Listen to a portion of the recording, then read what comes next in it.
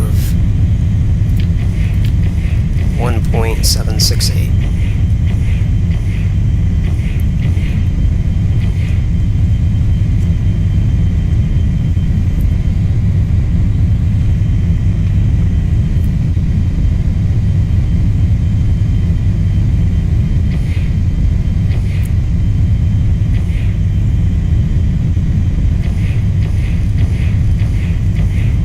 Translation.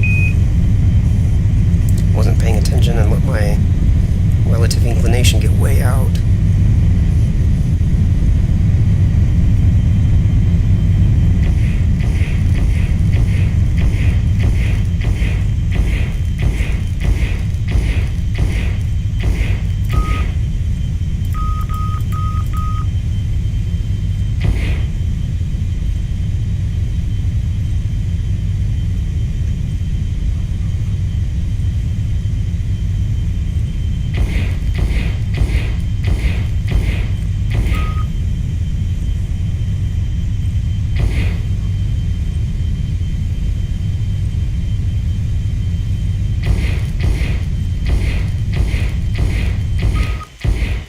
There's our target, 1.768, and I'll have some relative inclination to take care of here in a moment.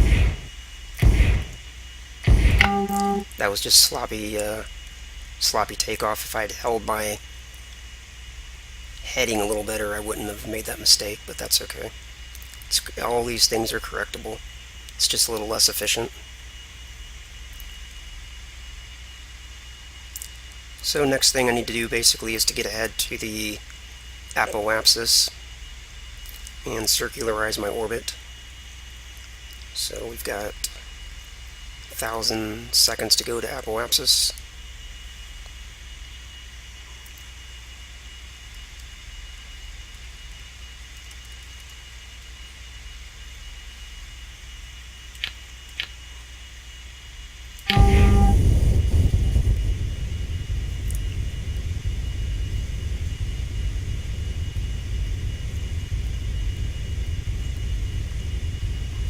This won't require too much of a burn.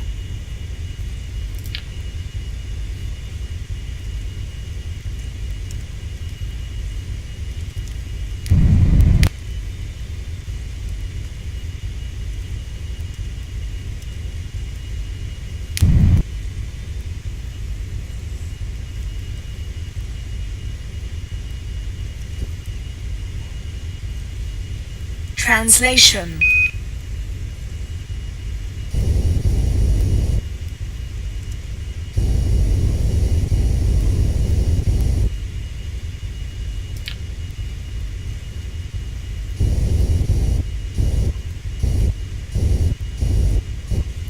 Okay, I've got the apoapsis at 1.768 and the periapsis at 1.768. So the next thing I'm going to want to do is make a little correction on that relative inclination, and I'll do that at the next node, which is over here. Let me speed ahead a little bit.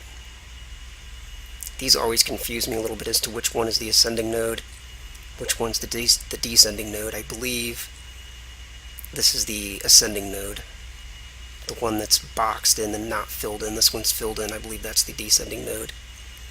And if I'm backwards, then I'll just live with it. I'm pretty sure that's the ascending node, so that would be anti-normal. And just to double check, I'll do a Rotation. Translation. small burst of forward translation. That's making it better, so I got it right. A little bit of main engine burning there. That's all I'm going to get on this passage.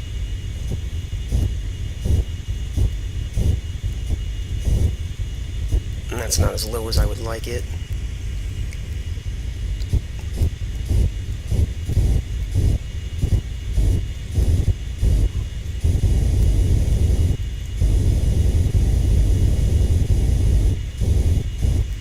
Okay, that's all I'm going to get on this passage.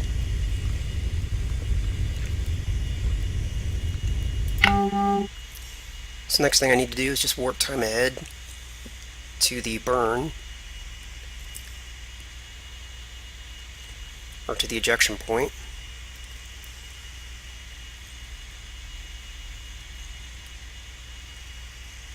I'm going to see if I can get a little bit more correction in my relative inclination, because sometimes even at different points of the orbit you can still improve it.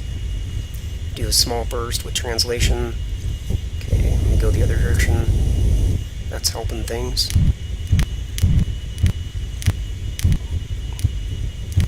Even though I'm not at a node, I'm still getting some improvement here, so that's good. It might throw off my periapsis or apoapsis a little bit, but that'll be okay. Still getting some improvement. Now it's starting to go the other way, so that's kind of low. It should be better than that, but oh well. So we're coming up to the burn here in about 1800 seconds.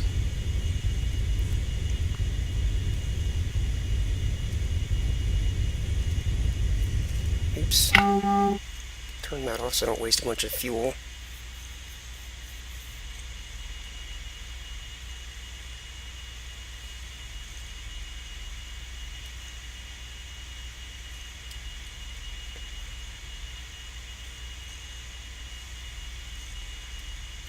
And before going into this burn, I'm going to try one more time to see if I can get a little more correction on the relative inclination.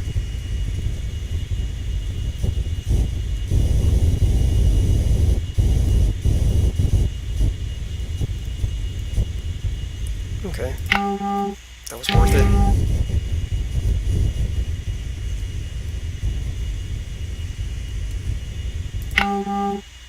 $800 seconds until the burn. 600, 500, 400, 300, 200.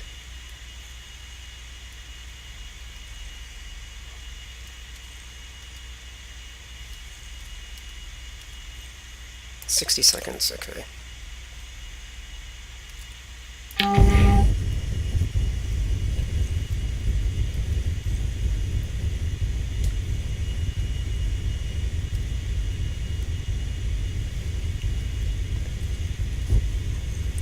And burning.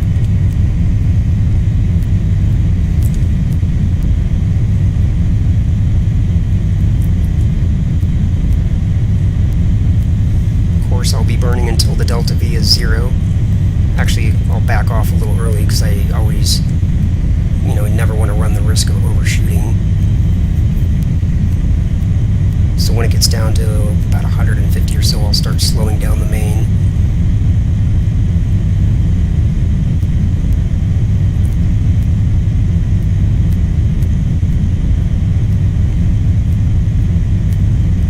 Okay, start slowly backing off the main.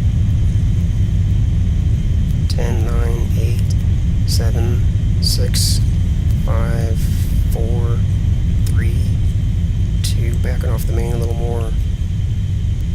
10, 9, 8, 7, 6, 5. A little more with the main. 2, 1, and catch the rest of it with translation. Rotation. Translation. Okay. Now what you can also do here is, with a little bit of lateral translation, you can bring the semi-major difference all the way down to near 0. And that's your 1 and 3 with translation.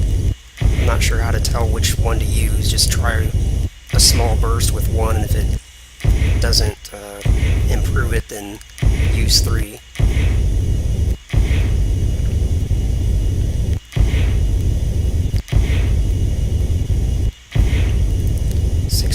And this won't get all the way to 0 either.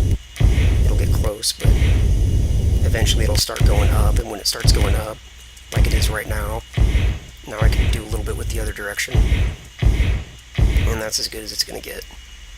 And it looks like my delta V, I can hit a little bit of reverse just to bring that to 0. There we go. Okay, so my relative inclination is pretty low. Usually when I do this, I actually have it lower, but I screwed up when I took off. I wasn't paying attention to my heading, so my relative inclination got a little bit out. But it's pretty low. Delta V is low, and my semi-major difference is low. So the next thing to do is to warp ahead until we get to the first point of being able to do a mid-course correction. Before I do that, I'm going to go ahead and close the... I'll leave the retro doors open just in case. It's going to turn the APU on and close them, but... Now, the point where you do the first mid-course correction is when you get out of your escape plan. And that will basically happen when the moon's gravitational influence is basically down to 0. And it takes just not quite 36 hours. So one day in 12 hours, it won't be quite to that point, but it'll be pretty close. Probably like one day in 9 hours or something like that, just to give you an indication of how long it'll take. So I'm going to warp time ahead. I'll go all the way out to 10,000 just to make this quick. And quickly back off. One day, 7 hours. One day, 8 hours. And pretty much any moment now. See, the gravity's all the way down to almost 0. We'll break out of this escape plan any second now.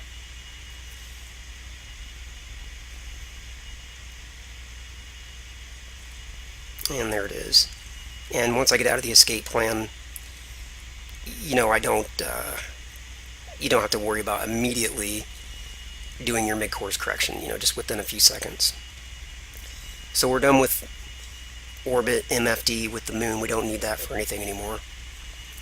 So let me shift my attention over here for a moment and just basically take a look at the situation as it changed.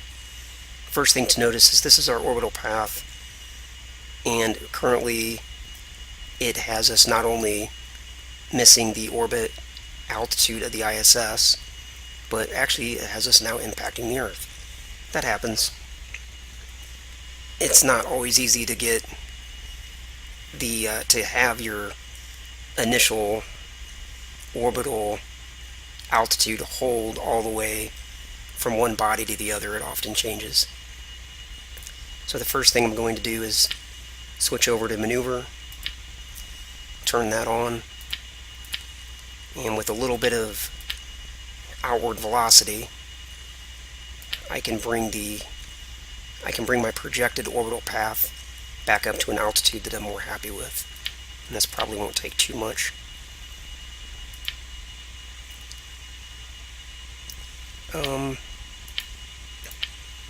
That looks pretty good. It'll probably still change a little bit, but that gets us a little closer to where it needs to be. Now the next thing we need to do is to make a mid-course correction on our plane change. This one has always confused me up to this point, but I think I've got a pretty good handle on this one now. Let me try to explain something here. If you've ever used, hopefully you have, because if you haven't, then this might not make a whole lot of sense. If you've ever been in orbit around the Earth and you've used the aligned plane MFD, one thing you'll notice when you get to these node passages, the ascending node or the descending node, and you do a burn that will bring your relative inclination closer to 0, one thing you'll notice is this particular pointer, when you're at the descending node or the ascending node, it's almost directly in line with the node.